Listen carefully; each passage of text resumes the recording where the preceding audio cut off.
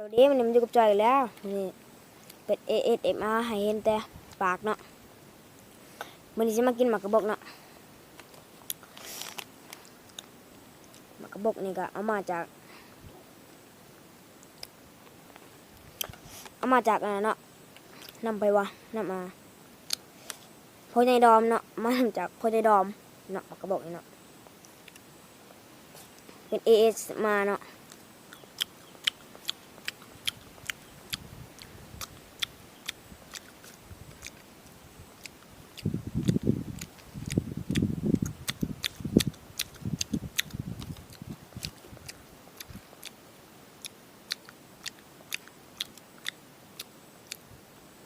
แซ่บไปรีพี่ดอก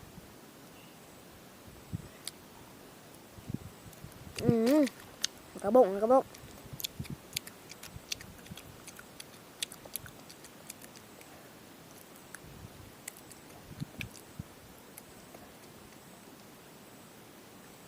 คลิปนี้ขอ3 นาทีคลิปนี้ขอ3 นาทีครับ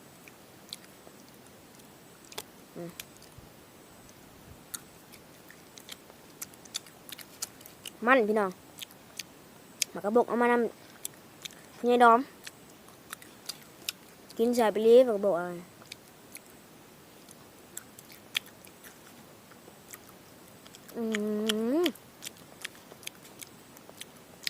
มันพี่น้องเคยกินบ่หมากกระบอกนะเคยกินบ่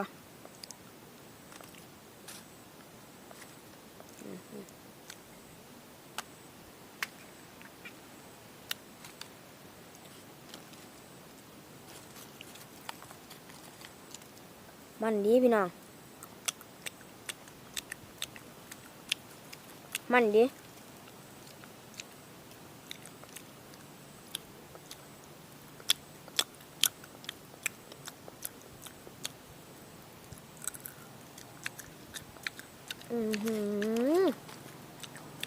มันดี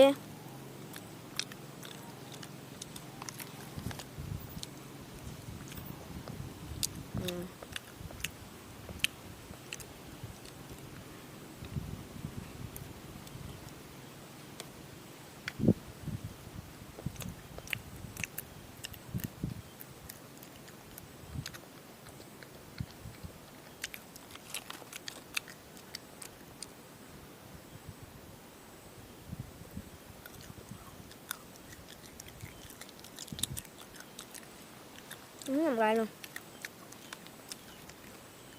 หอดซ้ำไม่เห็นเนาะก็จะจบคลิปไปซ้ำเลยเนาะ